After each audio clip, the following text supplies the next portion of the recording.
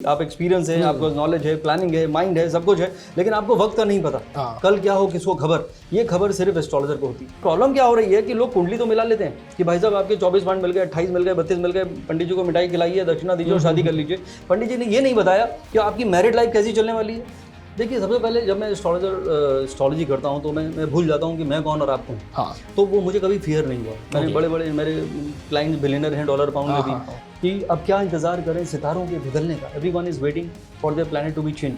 तो अब क्या इंतजार करें सितारों के बदलने का, जब तुम नहीं बदले तो तकदीर क्या बदले। आपको क्या लगता है, एक प्रेडिक्शन जो मुझे भी लगे कि हाँ 10 साल बाद कि संदीप सर ने मेरे लिए ये प्रेडिक्ट किया था और ये सही बैठा है?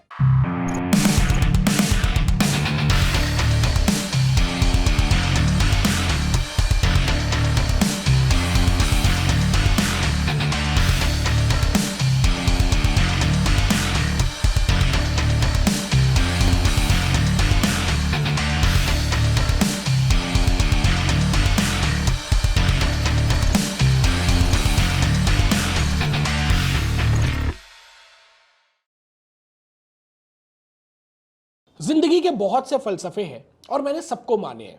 हिंदुस्तान में चाहे शादी हो, चाहे नया घर लेना हो, नया व्यापार शुरू करना हो, एक चीज बड़ी कॉमन होती है, हम कुंडली पे, वास्तु पे और मुहूर्त पे बहुत विश्वास रखते हैं। और इतने लोग हमें आसपास में मिलेंगे, लेकिन कुछ एक ऐसी शख्सियत होती है जो इस चीज में महारत हासिल कर लेती है और हम चाहते हैं कि हम जिसे भी अपनी कुंडली दिखाएं, हम जिसे वास्तु डिस्कस करें, वो बेस्ट होना चाहिए। ऐसे ही आज के इस rest of life best of life talk show में हमारे जो गेस्ट है वो है celebrity astrologer, motivational speaker, life coach and vastu के expert Sandeep Kochar ji. Thank you so much Sandeep sir, आज का टाइम निकालने के लिए for rest of life best of life talk show. You welcome. मैं कुछ आगे की क्वेश्चन स्टार्ट करूं एस्ट्रोलॉजी के पहले। मुझे पता चला कि आप इंडिया की वॉल कहे जाने वाले राहुल द्रविड़ साहब के साथ आप क्रिकेट प्रैक्टिस करते थे। तो ये कैसा ट्रांसफॉर्मेशन हुआ कि क्रिकेटर से एस्ट्रोलॉजी तक का जो सफर है, जो पहले साथ में खेला करते थे, अब वही अपने लाइफ के अनसॉल्व्ड क्वेश्चंस के लिए आपसे कंसल्ट करने आते हैं? आई थिंक मैं डेस्टिनी पे बिलीव करता हूँ। तो I never thought in my wildest dream कि एक दिन मैं भी किसी दिन एस्ट्रोलॉजर बन जाऊँगा, बिकॉज हमारे पूरे खानदान में, जनरेशन में, एंसेस्टर्स में कोई एस्ट्रोलॉजर नहीं है। I could be the first and the last one. But having said that, मुझे लगता है कि ज़िंदगी जो है वो एक जर्नी है। उस जर्नी में जो चीज़ें आपको मिलती हैं उसको आपको एक्सेप्ट कर लेना चाहिए। तो मैंने एक्सेप्ट किया अपने सर्कमस्टांसेस को, क्योंकि my only dream in life was to play for India. मुझे खाली एक ही चीज़ आती थी लाइफ में, वो क्रिकेट खेलना था। और बचपन से, छोटे से, कि एक दिन बड़े होके हमें इंडिया खेलना है। और तो हमारे ज़माने में सिर्फ रणजी ट्रॉफी हुआ करती थी, कोई IPL नहीं हुआ करता था। And I was very close. मैं रणजी ट्रॉफी प्रोवर्स में आ गया कर्नाटका के लिए। Okay. And under 16, under 19 UP state भी खेला। एंड राहुल द्रविड़ से हम लोग एक ही क्लब में थे एक्चुअली, रोज़ प्रैक्टिस करते थे, बहुत सारे मैचेस साथ में खेले। And then circumstances change, so I couldn't pursue it. तो फिर मेरा ये मानना है कि ज़िंदगी तो महज एक दरिया है, ज़िंदगी तो महज एक दरिया है, बहते चलो, बस यही एक जरिया है। क्या बात है। I always try to go with the flow.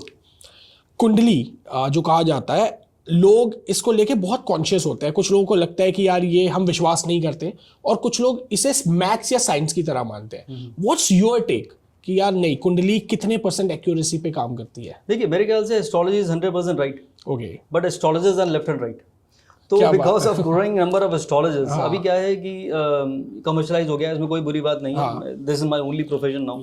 But उस प्रोफेशन में आपका कॉन्शियस कितना क्लियर है वो बहुत इंपॉर्टेंट है। तो आपकी कुंडली अब से ज़्यादा इंपॉर्टेंट मेरे हिसाब से एस्ट्रोलॉजर की कुंडली है, जो आपकी कुंडली चेक करता है कि वो अपना फायदा ढूंढ रहा है या आपके फायदे की बात कर रहा है। बट सारे ऐसे नहीं होते। Most of them you know they are also good, because ये डिवाइन साइंस है। डिविनिटी होना चाहिए, स्पिरिचुअल कनेक्ट होना चाहिए, कॉन्शियस क्लियर होना चाहिए, और आपका ये पर्पस होना चाहिए कि somebody is looking up to you, कि आपको गाइडेंस, आपका एक एक शब्द, एक एक सेंटेंस उसकी लाइफ को बना भी सकता है और उसको डिस्करेज भी कर सकता है। तो आपको बहुत केयरफुली किसी को हैंडल करना चाहिए कि उसके केस को, हर एक इंसान सेंसिटिव होता है। तो मेरे हिसाब से एस्ट्रोलॉजी कभी रॉन्ग नहीं होती। Date, time and place of birth अगर आपका राइट है तो फिर आपकी जो प्लैनेट है at the time of birth, जिसको हम हॉरोस्कोप कहते हैं, वो हमेशा राइट होते हैं। आपकी साइकोलॉजी, आपका माइंडसेट, आपकी जर्नी, आपका past, present, future, everything is distinct. You know, मेरे हिसाब से मेरा फेवरेट स्टेटमेंट है कि जिंदगी की कहानी पहले लिखी जा चुकी है, from the day 1 to the last day, and it can not be change. The destination of life is already distinct. तो जब सब कुछ प्री रिटन है, प्री स्क्रिप्टेड है, प्री डिफाइंड है, प्री डेस्टिन्ड है, तो फिर सोचना नहीं चाहिए। तो मेरा हमेशा ये मानना है कि लम्हा लम्हा है ज़िंदगी, मोमेंट, लम्हा लम्हा है जिंदगी तो कल की फिक्र क्यों करे, और जो बीत गई सो बात गई तो कल का जिक्र क्यों करे। क्या बात है सर, जैसा आपने कहा कि सब चीज डेस्टिन्ड है, जो होना है वो होके रहेगा, तो फिर कुंडली से आप कैसे उस चीज को चेंज कर सकते हैं? देखिए, इसमें चेंज होता है सबसे पहले इंसान का मन, उसका माइंड। तो मेरा जो मानना है कि आप ऐसे क्यों हैं और मैं ऐसा क्यों हूं और वो ऐसा क्यों है, तो ये जो प्रोग्रामिंग है, the placement of planet the time of birth, जिसको हम हॉरोस्कोप कहते हैं, वो इंसान की साइकोलॉजी को डिफाइन कर देता है।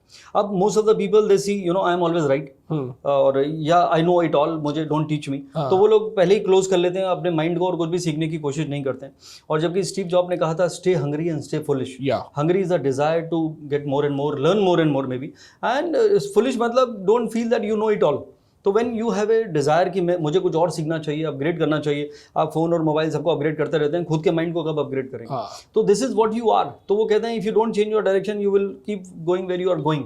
तो एस्ट्रोलॉजर आपको रिमाइंड करता है कि भाई साहब if nothing is going right take a left और सम टाइम यू टर्न। तो लाइफ को कैसे चेंज करना है, कौन से डिसीजन लेने हैं, कब कौन सा डिसीजन नहीं लेना है, you need to know what not to do even and not to say even. तो ये सारी चीज़ें जो है एस्ट्रोलॉजर आपको डिफाइन करता है, और उससे अगर आपको ये इनपुट अगर आप ले लेते हैं तो डेफिनेटली आपकी ज़िंदगी आसान हो जाती है, because you know it all already. आप एक्सपीरियंस है, आपको नॉलेज है, प्लानिंग है, माइंड है, सब कुछ है, लेकिन आपको वक्त का नहीं पता कल क्या हो, किसको खबर। ये खबर सिर्फ एस्ट्रोलॉजर को होती है। तो जब वो आपको बेखबर कर देता है तो I think it is a wonderful tool to inculcate and take a reason at the right time.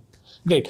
मैं रेगुलरली आपके प्रेडिक्शंस फॉलो करता हूँ इंस्टाग्राम में। अगर आपने नोटिस किया होगा, मैं हमेशा जो मेरी राशि है मैं उसमें डेली आपके स्टेटस में एक लाइक जरूर करता हूँ। मुझे बहुत अच्छा लगता है ना, मैं करता हूँ। और मैंने जब से फॉलो करना शुरू किया, शुरुआती दिनों में मुझे लगने लगा यार ये बिल्कुल वो हो रहा है। उसमें आपने शुरू में तो अच्छी चीजें बताते हैं, लास्ट में आप ये कह देते हैं कि यार इस चीज का ध्यान रखो। तो मैं बिल्कुल फॉलो करता हूँ, मुझे उसके रिजल्ट भी अच्छे मिले। एक क्वेश्चन जो मेरे जैसे आम लोगों को हमेशा ट्रिगर करता होगा कि उस राशि के कितने लोग होंगे, तो क्या वो सेम प्रेडिक्शन इतने लोगों के लिए एप्लीकेबल रहता है या कुछ लोगों के लिए नहीं भी रहता होगा? देखिए, इसमें दो आंसर हैं इसके। एक आंसर है कि ये जनरलाइज भी है और इसके खुद के अलग कैलकुलेशन होते हैं, जो डेली प्रेडिक्शन होते हैं कि आपका जो प्लेसमेंट ऑफ मून से ट्रांजिट को देखते हुए आपके आज का दिन कैसा जाएगा। अब मैं आपको एग्जांपल देता हूँ। जैसे मैंने किसी को लिखा कि today you may get some gains, यानी आज आपको धन लाभ होगा। अब कुंडली में उसका जो वक्त है वो बहुत इंपॉर्टेंट है। तो किसी का बहुत ही खराब टाइम चल रहा है जिंदगी का और उसको मैंने लिख दिया धन लाभ होगा, तो उसको मे भी वो सफाई करते हुए उसको 100 रुपए का एक नोट मिल गया दबा हुआ। और जिसका टाइम बहुत अच्छा चल रहा है उसको अनएक्सपेक्टेडली कुछ मिल जाएगा जिसकी कल्पना उसने भी की थी। हो सकता लाखों या करोड़ों रुपए या कोई कॉन्ट्रैक्ट उसको ऐसा मिल गया जिसको बारे में मुझे सोचना ही बंद कर दिया था। तो इट इज डेफिनेटली एक कंपैरेटिव वो है कि आपकी जो खुद की कुंडली है वो सबसे ऊपर है, उसमें टाइम कैसा चल रहा है उसके अकॉर्डिंगली इसका इंटरप्रिटेशन है। तो if you are you are running a good time तो वहां पे गुड है तो उसका स्केल बढ़ जाएगा। If you are running a bad time और वहां पे गुड है तो उसका स्केल उतना नहीं होगा, लेकिन कुछ तो होगा। सर एक क्वेश्चन, हमेशा जो हम यूथ होते हैं या कभी बात होती है तो लोग हमेशा उसका एक कटाक्ष देते हैं, एक अलग पॉइंट देते हैं, तो मैं उसका आंसर आपसे जानना चाहूंगा। लोग कहते हैं कि कुंडली मिला के शादी करनी चाहिए, बट हमने बहुत सी ऐसी शादियां भी देखी हैं जिसमें कुंडली बहुत अच्छी मिली है लेकिन वो शादी उतनी वर्कआउट नहीं कर पाई। तो फिर कुंडली के टाइम में ऐसा क्या था जिसमें देखा गया कि आप हमेशा साथ रहेंगे और फिर वो कुंडली वर्कआउट नहीं की? और कुछ लोग की कुंडली मैच नहीं होती है, कहते हैं यार ये शादी ज्यादा नहीं चलेगी और वो शादी चल जाती है। तो ये क्या लॉजिक हुआ इस चीज? इसके बहुत सारे लॉजिक हैं। पहला तो मेरी पोइट्री। तो मैंने एक बार लिखा कि वक्त के साथ जब हालात बदल जाते हैं, वक्त के साथ जब हालात बदल जाते हैं तो कभी लोग तो कभी जज्बात बदल जाते हैं। तो वहाँ पे जब हम दोनों एक दूसरे को जानते थे, हम दोनों मतलब जिसको शादी करना चाहते हैं तो उनका लवी डवी था, एक दूसरे को लाइकिंग थी कि हम तो एक दूसरे के बिना नहीं रह सकते और भाग की शादी कर ली, कुंडली मिल रही थी नहीं मिल रही थी, रिस्पेक्टिव ऑफ दैट। लेकिन बाद में टाइम के साथ साथ सर्कमस्टांसेस चेंज हुए, वक्त बदला, हालात बदल गए, कभी तो रास्ते में अपने भी पहचानते नहीं और कभी बन जाते हैं हम सफर जो जानते भी नहीं। तो तब मौसम बदल गया, हालात, माइंडसेट चेंज हो गया, कि जो लोग बदल गए, जमाना बदल गया, तो उससे मोहब्बत करने का इरादा बदल गया, ये दिल तुझी को चाहता था कमबख्त बदल गया और जिंदगी तुझको जीने का मकसद बदल गया। तो उसका माइंडसेट चेंज हो गया। तो change in environment, change in circumstances, सोच बदल गई। तो जो जिसके साथ वो भाग की शादी करना चाहता था आज उसी से भाग रहा है। तो ये हालत। लेकिन एस्ट्रोलॉजर आपको बता सकता है। एस्ट्रोलॉजी देखिए, जब दो लोग शादी करते हैं, पहली बात है रब ने बना दी जोड़ी।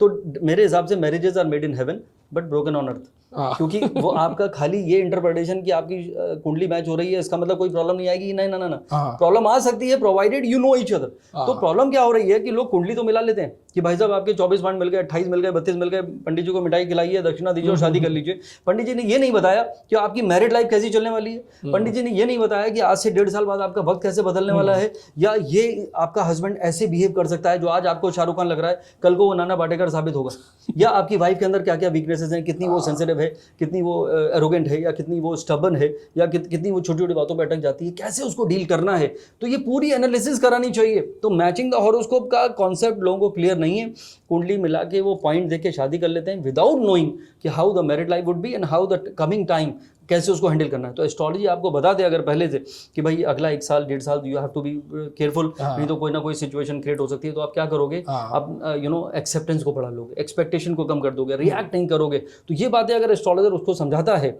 और वो ये उसको इंकलकेट करते हैं, then it's a good point. जो आपने बिल्कुल कहा, सही कहा कि 36 में से 36 वाले भी डिवोर्स कर लेते हैं और जो भाग्य शादी करते हैं वो आज तक मतलब हैप्पी रहते हैं। तो इट इज नॉट अबाउट कि पॉइंट मिले या नहीं मिले, it is about there understanding, there love and care towards everyone. And I always say कि with love and care you can tame a wild animal. तो वो तो बेचारा हस्बैंड है, लेकिन प्यार मोहब्बत से ही सब कुछ चेंज किया जा सकता है। जैसे कि आप देश के बड़े पॉलिटिशियंस, बड़े उद्योगपति और सब सेलिब्रिटीज को कंसल्ट करते हैं, तो कभी कुछ ऐसा हुआ है कि आप किसी का कुछ आपने खराब देखा हो, आप बताना चाह रहे हो लेकिन आपको डर लग रहा है कि यार मैं कैसे इनको बता दूं, और बताया हो तो वो कैसे रिएक्ट करें, तो उस समय आप कैसे सिचुएशन को संभालते हैं कि यार ये इतना नेगेटिव हो रहा है, मैं इन्हें कैसे बताऊं, कैसे समझाऊं? देखिए, सबसे पहले जब मैं एस्ट्रोलॉजी करता हूँ तो मैं भूल जाता हूँ कि मैं कौन और आप कौन। हाँ। तो वो मुझे कभी फियर नहीं हुआ। मैंने बड़े बड़े मेरे क्लाइंट्स बिलियनर हैं डॉलर पाउंड में भी, या किसी भी लेवल पे हो सकते हैं देश के टॉप, चाहे वो पॉलिटिशियन हो। तो I am fearless when I am astrologer, क्योंकि वो मेरा काम है, यू नो, और I have to tell you everything which is right and truthful. अगर मैं उसमें शुगर कोटेड कर दूंगा या डिप्लोमेटिक हो जाऊंगा तो then it is not a great idea. अब रही बात फिल्म स्टार्स की, तो उनके लिए मैंने एक हॉरोस्कोप एक पोएट्री लिखी थी कि हसरत थी कि हम भी सितारों में शुमार होंगे। जैसे आपने कहा कि I wanted to be a cricketer, तो खुद पे लिखी थी कि हसरत थी कि हम भी सितारों में शुमार होंगे, ना थी खबर कि इस कदर अंधेरे भी साथ होंगे। तो बेसिकली जो स्टार्स, जो we look up to them as glittering star, actually उस स्टार कहाँ चमकते हैं? अंधेरे में। अंधेरा मतलब हार्डशिप, स्ट्रगल, और जो उनको ग्रीफ और जो स्ट्रेस से गुजरना पड़ता है, इट इज़ नॉट ईजी। तो सब कुछ उनको देख के लोग तो फॉलो करते हैं कि यार हम भी हर पिक्चर देख के सोचा मैं भी शाहरुख बन जाऊं, बट मेरे हिसाब से वो आसान नहीं है। It is a long journey, lot of patience, lot of you know acceptance करने के साथ साथ और एक बिलीफ के साथ अगर इंसान चलता है। इसीलिए spirituality plays a great role. मैं बात कर रहा हूँ स्पिरिचुअलिटी की ग्लैमरस वर्ल्ड में, जो माया है, इल्यूजन है, कंट्रोल बाय राहु है, क्योंकि आज आप सुपरस्टार हैं, कल 3 मूवी नहीं चली तो यू आर नोवेयर। तो this is how this industry work. उस राहु की दशा में सिचुएशन में मैं कह रहा हूँ कि गुरु को इंकलकेट करिए, तो पीपल हु आर स्पिरिचुअल, उनके पास वो एनर्जी आती है। That is what can bring their you know them prosperity, या जो अपॉर्चुनिटीज़ हैं वो ऐसी मिलती हैं। तो जो आपका सवाल है उसमें यही है कि अगर कुछ गलत है तो ऑब्वियसली मुझे बताना है कि दिस नॉट राइट, या भाई तुमसे नहीं हो पाएगा। There lot of aspiring actors और इंडस्ट्री से जुड़े लोग आते हैं, तो जब मैं देखता हूँ कि इसका कोई स्कोप नहीं है तो मैं उसको पूछता हूँ कि what is your plan B. तो कहता है कि सर मैंने ये सोचा हुआ है कि मैं यहाँ पे ये कोर्स करना चाहता हूँ। मैं कहता हूँ ज़रूर करिए, क्योंकि ये वो इंडस्ट्री है जहाँ पे आज भी काम है, कल भी काम है, परसों भी काम है, नहीं हो सकता। आज आपको कोई प्रोजेक्ट मिल गया है, वो कब तक चलेगा यू डोंट नो। अगर वो खत्म हो गया उसके बाद कब मिलेगा यू हैव नो आइडिया। तो प्लान बी बहुत इंपॉर्टेंट। ओके, कुछ जो मोटिवेशनल स्पीकर है वो हमेशा कहते हैं stick to plan A, there is no plan B, plan B is only distraction. So what's your take on this कि यार बस लगे रहो, उसमें कितनी % चांस होते हैं कि आप सक्सेस हो जाओ? क्योंकि जरूरी नहीं है हर आदमी उस चीज में सक्सेसफुल हो, और वो चीजें एंड होती है डिप्रेशन में, एंग्जाइटी पे, फेलियर पे, इस तरीके की चीजों पे। देखिए बिल्कुल सही है। एक है कि आपके ख्वाब, आपके डिज़ायर, हर इंसान एक सपना लेके, स्पेशली मुंबई की बात कर रहा हूँ, यहाँ पे आता है। मैंने एक बार लिखा था, I was walking in London, मुझे माहौल, कई बार मुझे सिचुएशन के हिसाब से लिखने को मन करता है, तो मैंने लिखा कि ख्वाहिशें हैं आसमान और हकीकत है ज़मीन।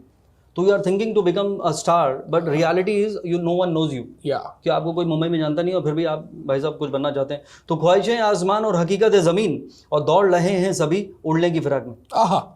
तो अगर आपके मन में सिर्फ और सिर्फ वो डिजायर ही है without reality check, then it will lead to depression. तो व्हाट आई एम सेइंग, जो आपका सवाल था बहुत अच्छा सवाल था, और सब जो भी इसको देख रहा है, सुन रहा है, मेरे ख्याल से आपको प्लान बी होना चाहिए।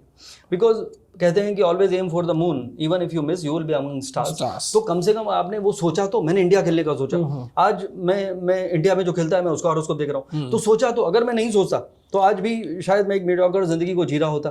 बिकॉज एक मेरी फेवरेट लाइन जरूर है, you become what you think. आपकी जो ड्रीम्स हैं, those who dream the most do the most, तो करना चाहिए, बट रियलिटी के साथ साथ। तो दोनों में अगर बैलेंस बना लिया with your aspirations and your reality and keep on improving that with the right approach, then it helps.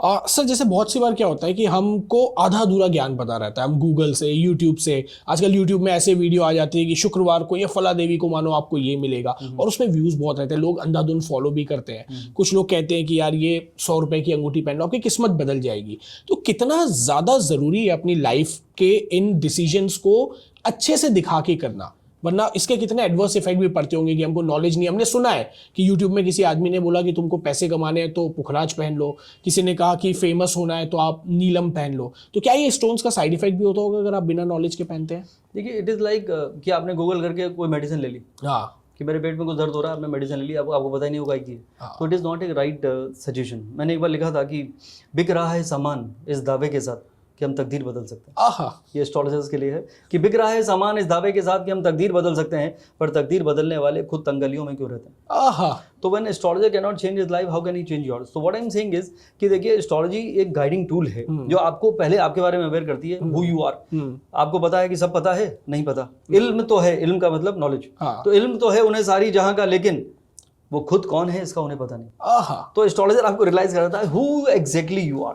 तो आपके परफेक्ट कोई भी नहीं, मैं भी नहीं हूँ। तो जिस दिन आपको अपने स्ट्रेंथ, अपने वीकनेसेस, अपने पोटेंशियल और आपका टाइम पता चल गया, that give you right idea.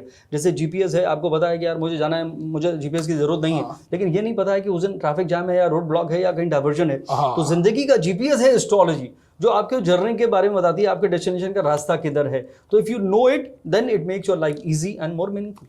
जैसे मैं एक छोटे से शहर से आता हूँ और हम एक कम्युनिटी रन करते हैं, rest of life best of life. तो उसमें बहुत से यूथ आते हैं कि जो कहते हैं कि यार हमें ये देखना है, मटेरियलिस्टिक चीज़ों की तरफ फोकस ज़्यादा है, मेंटल पीस या हैप्पीनेस वाला क्वेश्चन कम हो जाता है। तो एज अ मोटिवेशनल कोच जब संदीप कोचर जी कहीं जाते हैं तो उनका सबसे ज़्यादा फोकस किन चीज़ों पे रहता है कि मटेरियलिस्टिक चीज़ों में ही खुशी है, सुखी है? क्योंकि आजकल जितने एंटरप्रेन्योर्स हैं वो अपनी कार दिखा के, वो अपना पैसा दिखा के, वो अपने फॉरेन ट्रिप्स दिखा के ज़्यादा लोगों को एंकरेज या मोटिवेट करने की कोशिश कर रहे हैं, बट मुझे ऐसा लगता है कि उसमें लोग डिप्रेस ज़्यादा हो रहे हैं। As a true motivational coach, what is your duty कि आप अपनी ऑडियंस को, आप अपने फॉलोअर्स को वो 3 चीज़ क्या सीख देते हैं जिससे वो अपनी रेस्ट ऑफ लाइफ को बेस्ट ऑफ लाइफ बना सके? एक तो मुझे आपका ये जो टाइटल है आपका rest of life best of life, ये आपने पेटेंट कराया हुआ क्या?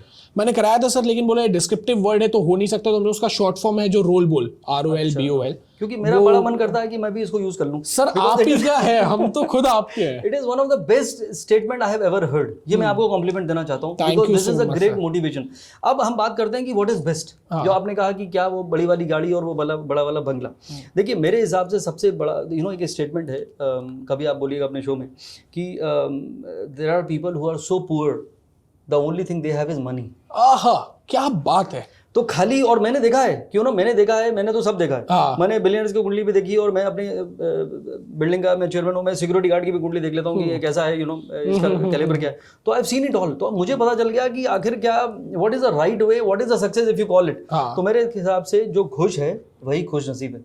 तो if you learn to be happy, इसलिए मैं कहता हूँ कि जिंदगी में मुस्कुराने की आदत जरूर डालो, जिंदगी में मुस्कुराने की आदत जरूर डालो, और ना मिले कोई वजह तो आईना ही देख डालो। क्या बात है। Start smiling on yourself. और जो आज खुश है वही कल खुश रहने वाला है। If you are waiting for something to happen, कि मोटिवेटर ने कहा है कि 2 गाड़ियां मेरी भी हैं और 3 बंगले में ले चुका हूं, तो भाई साहब वो आपसे ना हो पाएगा। तो क्योंकि उसका वक्त अलग चल रहा है, आपका टाइम अलग चल रहा है। एक दिन भगवान चाहेंगे जरूर होगा, आप कोशिश करिए, लेकिन क्या वही सबसे इंपॉर्टेंट है जिंदगी में? नो।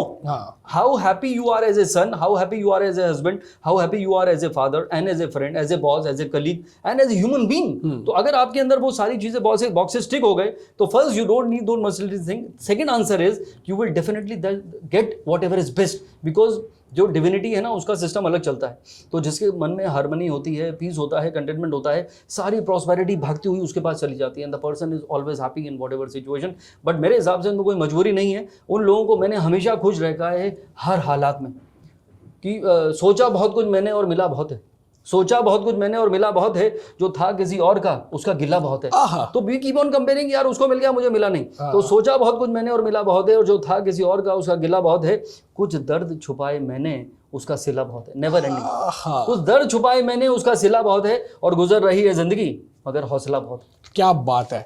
एक चीज और पूछना चाहूंगा सर कि आजकल क्या हो गया, एक बड़ा हॉट केक है लॉ ऑफ अट्रैक्शन। लोग उसको बस उनको लगता है कि बस एफर्मेशंस बोलते जाओ, आप मैनिफेस्टेशन कर लो उसका। What's your take on law of attraction, like ask believe receive? क्या आप इस फिलॉसफी को मानते हैं?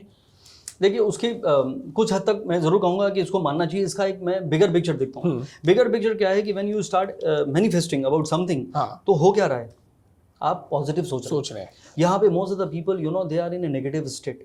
मतलब जिंदगी मुश्किल है या मुश्किल में है जिंदगी, तो जिंदगी मुश्किल है, बाकी सब लोग उसको मुश्किल में डाले चले जा रहे हैं, because of comparison, because of want, because of desire. ऐसा नहीं हुआ, वैसा नहीं हुआ, उसके साथ ऐसा हो गया, और उसकी कार मेरी कार से बड़ी कैसी, और उसकी वाइफ मेरी वाइफ से ब्यूटीफुल कैसी। मतलब कंपेयरिंग एवरीथिंग और anything and they are never happy. तो ये एक बहुत गलत बात है। तो जिंदगी मुश्किल है या मुश्किल में है जिंदगी, कभी गुजर जाते हैं हम और कभी गुजर जाती है जिंदगी। तो एक दिन तो सब निकल ही जाएंगे भाई साहब। तो अब निकलने से पहले जिंदगी को जी कैसे रहे हैं, that is something you need to bring in it. तो मैनिफेस्ट करिए इन ए पॉजिटिव डायरेक्शन की that is the only thing which can give you something. नहीं तो मैं कहता हूं मेरी बात आपने मान ली तो लाइफ आपकी सेट हो जाएगी, वरना अपसेट तो आप भाई। तो एटलीस्ट पॉजिटिव तो सोचिए भाई। तो मुझे लगता है कि मैनिफेस्टेशन डेफिनेटली, लेकिन again I will add on to the same thing कि वो थोड़ा सा प्रैक्टिकल भी होना चाहिए। अगर मुझे लगता है कि मुझे कोई पसंद है और वो मतलब मैं अपने लिए कैसा था, मैं एस्ट्रोलॉजर अदरवाइज मैं रेडियो में यूज़ करता था। My brother felt bad about it. मैं कहता था कि you no I like someone, तो मैं क्या उसका वेट करूं कि वो उसको डिवोर्स देके मुझे शादी कर ले? Should I start you know manifesting that? It is wrong, because you are doing something you know which is not right. So मेरे ख्याल से प्रैक्टिकलिटी के साथ अगर आप मैनिफेस्ट करते हैं, it will at least make you positive and then you are moving in the right direction. मैं एक चीज़ पर्सनल क्वेश्चन पे अब आते हैं sir. You are very handsome, आप बहुत अमेजिंग बोलते हैं, आपकी पोइट्री इतनी शानदार है। और आप जब महिलाओं के बीच में जाते होंगे तो आपकी वाइफ थोड़ा सा समझा के भेजती होगी कि आज थोड़ी शायरियाँ कम करना, मुझे थोड़ा डर लगा रहता है। नहीं ऐसा नहीं है। मैं देखिए ये आपने बहुत ही दुखी रख दिया। मैं I am married since ages, और हम लोग बेचारे यू नो अभी विमेन एम्पावरमेंट की बात होती है, you have no idea how empowered they are. तो ऐसा उसे कोई डर नहीं है, उसे मालूम है कि you know she has all the control on me. But thank you for the compliment. But I think I try to it is not like impressing someone, but मैं सोचता हूँ कि मैं अगर मुझे मौका मिला है, मुझे 100 लोग सुन रहे हैं या 1000 सुन रहे हैं, अगर वो मेरी पॉजिटिव एंगल को समझते हैं तो उनकी लाइफ में कुछ तो चेंज होना चाहिए। तो this is what I try to bring and I talk only realistic. मैं भी नहीं कहता हूँ जैसे आपने कहा कि वो 4 बंगला और 3 गाड़ी दिखाकर जो पुल करते हैं, बट मुझे नहीं लगता कि ऐसा कोई इनसिक्योरिटी मेरी वाइफ के मन में है। उसको समझ में आ गया कि यू नो एक दिन शाम को तो घर लौट ही आएगा, और सुबह का बोला शाम को लौटाए तो उसे बुला नहीं कहते। सर कुंडली जो है एक बहुत पुराना साइंस है जो बहुत सदियों से चला आ रहा है। आज के ज़माने में इतनी टेक्नोलॉजी आ गई है, सारी चीज़ें, बहुत चीज़ें चेंज हो रही है। आज और पुराने में कितनी रेलेवेंट है चीज़ें कि बहुत सारी चीज़ें चेंज हो गई है, बहुत सारी और भी विधाएं आ गई है, जैसे पामिस्ट्री आ गई है, न्यूमरोलॉजी आ गई है, लोग फेस रीडिंग की भी बात करते हैं, और भी बहुत सारी चीज़ें हैं, वो आपका बॉडी लैंग्वेज देख के भी बता देते हैं। इनमें से सबसे ज़्यादा पावरफुल आप किसको मानेंगे और किसको बिल्कुल खारिज कर देंगे? देखिए मैं सबसे पहले मैं I don't want to criticize any, हर साइंस के पीछे कोई रीज़न है, हर कुछ कहता है। बट अब मैं कहना नहीं चाहता हूँ, मतलब जैसे बहुत सारी ऐसी चीज़ें हैं जिसका कोई उतना रिलेवेंस नहीं है, लेकिन पीपल मॉडर्न एरा में यू नो नाम की स्पेलिंग बदल लेते हैं, तो उसमें 2 R लगा लो और 2 K लगा लो तो सीरियल सब चल पड़ेंगे। ऐसा नहीं है, बहुत सारे सीरियल फ्लॉप भी हो गए, but that is another thing. But what I am saying is astrology जो है, जिसको हम जन्म कुंडली जो कहते हैं, उससे ऊपर कुछ नहीं, बिकॉज वो आपकी साइकोलॉजी को भी दिखाती है। जैसे टैरो कार्ड है, tarot card can give you the answer for this moment, कि आपका कोई सवाल है, उसने कार्ड निकाला और आपको बता दिया, गुड, वेरी गुड। नंबर्स है कि आपका ये डेट ऑफ बर्थ है, उसके हिसाब से ये नंबर है, तो ये नंबर का गाड़ी का ले लीजिए या मोबाइल का नंबर बदल लीजिए। वैसे वो ये बताता हूँ 466 ईयर्स पहले वो कैलेंडर शुरू हुआ था ग्रेगोरियन, और वो ग्रेगोरियन कैलेंडर से पहले दूसरा कैलेंडर होता था, और हम चल रहे हैं 2023 में, और इंडिया का जो ईयर है ये 2079 चल रहा है, और दूसरे हिसाब से 80 भी हो चुका है। तो कौन से कैलेंडर को फॉलो कर रहे हैं? Being an Indian you are following a Gregorian calendar, और फिर आपका दावा है कि मेरा नंबर 3 है, तो that is not A right thing. दूसरा एक और आप गूगल करिएगा, 150 साल पहले पोप ने कहा था next 4 months are bad for humanity, तो जून से डायरेक्ट नवंबर आ गया था, 4 महीने गायब हो गए थे। तो कौन सी डेट ऑफ बर्थ है भाई साहब आपकी? तो उसके हिसाब से आप सारा हिसाब लगा रहे हैं। तो तो what I am trying to say वो सब अलग कहानी है। लेकिन जब आपके जो प्लैनेट जिस दिन आप पैदा हुए हैं, जहाँ पे वो प्लेस्ड हैं, वो आपकी माइंडसेट को, आपकी साइकोलॉजी को, आपकी जर्नी को, पास्ट प्रेजेंट फ्यूचर, आपकी डीप रूटेड साइकोलॉजी से, कई बार आपको भी कितनी बार कहते होंगे लोग कि वाइफ कहती होंगी कि मैं इतने साल हो गए तुम्हारे साथ, मैं तुमको अभी तक पहचान नहीं पाई। तो वो अभी तक पहचान नहीं पाई, और एस्ट्रोलॉजर आपको 10 सेकंड में बता देगा कि हु यू आर। तो ये इतनी ब्यूटीफुल साइंस है। किसी को पहचानने के लिए या प्रेडिक्शन के लिए क्या आपको कुंडली देखने का वेट करते हैं, या बॉडी लैंग्वेज, उसकी बातों से भी आपको पता चल जाता है कि अगला कितना पानी में है, कितना आगे जाएगा, या कैसा है? जी बिल्कुल। डूबने वाले को तिनके का सहारा मिल गया, और तिनके को भी कोई डुबाने वाला मिल गया। तिनके के बारे में कोई सोचता नहीं है। तो डूबने वाले को तिनके का सहारा मिल गया, और तिनके को भी कोई डुबाने वाला मिल गया। ये जिंदगी धोखे और फरेब का खेल है। कोई मिट गया, किसी को मिटाने वाला मिल गया। तो यहाँ पे मुझे बहुत सारे लोग मिटाने वाले भी मिलते हैं, तो दैट आई कैन रीड। अब जैसे आपके कान ऐसे क्यों हैं, आईब्रोज ऐसी क्यों है, फोरहेड ऐसा क्यों है, नोज कैसी है, तो बहुत सारी चीज़ें तो कुंडली बनाने से पहले मुझे समझ में आता है कि ये भाई साहब आए कौन है और क्यों आए। तो दैट डेफिनेटली वो इंडिकेट करता है। फेस रीडिंग का बहुत बड़ा रोल है। बातें करते करते हाथ की लाइन देख ली, समझ में आया कि माइंड कितना इस्तेमाल कर रहे हैं आप। आपकी तो बहुत अच्छी लग लाइन है, you are blessed in many ways. अच्छा, तो this is very good. But what I am saying is, जब ये सब करते करते, और क्या है कि अभी भी मैं एयरपोर्ट में हूँ या मॉल में हूँ, तो सबकॉन्शियसली माइंड चलता ही रहता है। अभी एयर होस्टेस आई है, उसको पूछ रही है कि वेज या नॉन वेज, तो मुझे समझ में आता है कि यार she is going through this और दैट, तो दैट यू मतलब यू फील इट। तो मेरा वो चलता रहता है सबकॉन्शियस में, without being aware that I am doing something. But I think idea तो लग ही जाता है हु यू आर। बट कुंडली बनते ही एवरीथिंग इज क्रिस्टल क्लियर। समझ में आता है कि आपकी क्या वीकनेसेस हैं, क्या स्ट्रेंथ है, वो टाइम यू रनिंग, कितने हार्डशिप्स आपकी ज़िंदगी में आए हैं या आने वाले हैं। वो वही देखिए, एस्ट्रोलॉजर से अच्छा दोस्त ज़िंदगी में दूसरा कोई नहीं हो सकता है। सर एक चीज पूछना चाहूंगा कि अगर संदीप कोचर जी को मौका मिले कि आज से 10 साल 20 साल पहले जाके वो कोई ऐसी एक चीज बदल लें अपनी जिंदगी की, कि उनको लगता है कि बिना प्रेडिक्शन के आपको ऐसी एक क्या चीज बदलेंगे जिससे आपको लगता है आज की आपकी जो रेस्ट ऑफ लाइफ है वो ज्यादा बेहतर होती, और आप कह सकते थे कि हाँ बेस्ट ऑफ लाइफ है। आई एम श्योर आज भी होगी, बट ऐसी कोई एक चीज अगर आप बदलना चाहे, आपको पावर मिल जाए। देखिए 10 साल पहले तो नहीं, लेकिन हाँ ये जरूर मैं कहूँगा कि 20 साल पहले या 30 साल पहले अगर ऐसा पॉइंट मिलता तो मैं ज़्यादा खुश रहने की कोशिश पहले कर लेता। ओके आज today I am happy with this moment. When I am talking to you, मुझे नहीं पता कि मैं कौन हूँ, कहाँ से आया हूँ, कहाँ जाने वाला हूँ। I am in this moment. तो ये मुझे पहले नहीं होता था। पहले जब मुझे एस्ट्रोलॉजी नहीं आती थी तो वाई मी के जोन में था। वाई मी, मेरा एक ही ड्रीम था, टूट गया, अभी मैं क्या करूंगा, where I am leading to.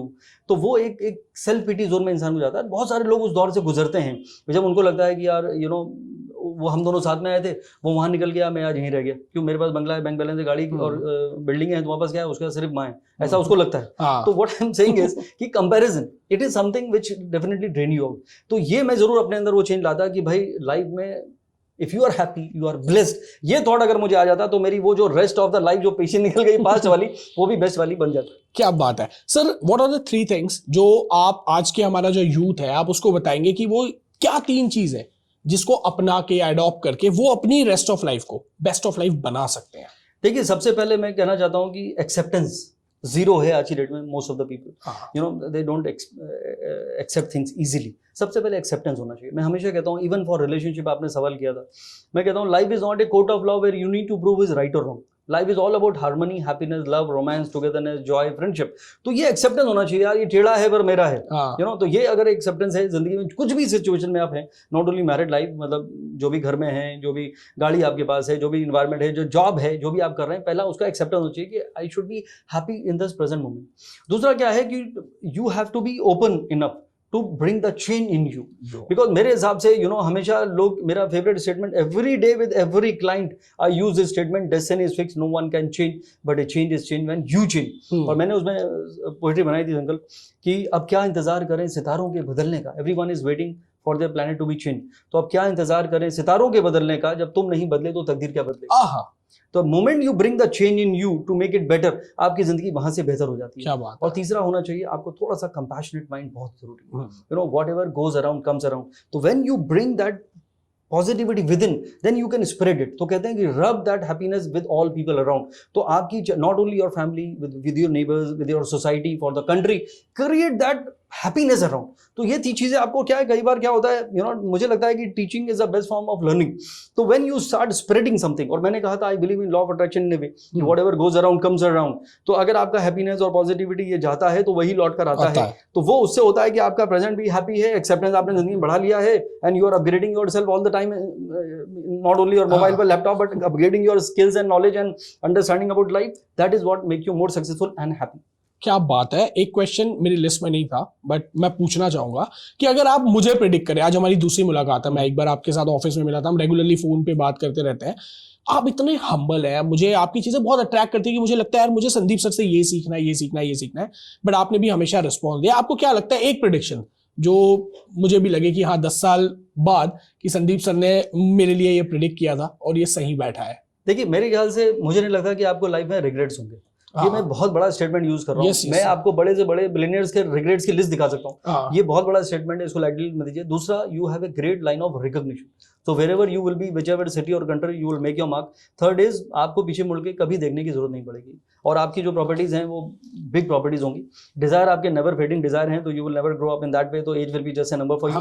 And willpower आपकी बहुत स्ट्रॉन्ग है, but you are blessed because आपका अमाउंट ऑफ जुपिटर बहुत अच्छा है, और लक लाइन तो आपकी अमिताभ बच्चन जैसी ही है। तो I think definitely you have a great potential and a great future, and the way you do it, you also do it दिल से। जैसे अभी मैंने कहा कि मैं कहाँ हूँ, कौन हूँ, मैं वो सोच नहीं रहा हूँ, मैं कैसा बोल रहा हूँ, आई एम जस्ट टॉकिंग। तो same you do it with your heart, और वो कहते हैं दिल से कुछ करते हो तो दिल पे जरूर लगती है। तो I think I must compliment that you are not only doing good for yourself, you are influencing people to change for better. So that is something which will help you to live a happy life. Thank you so much sir, and I wish आप सब भी इस science को समझे होंगे। तो कुंडली के इंपॉर्टेंस को अपने इग्नोरेंस में इग्नोर मत कर देना।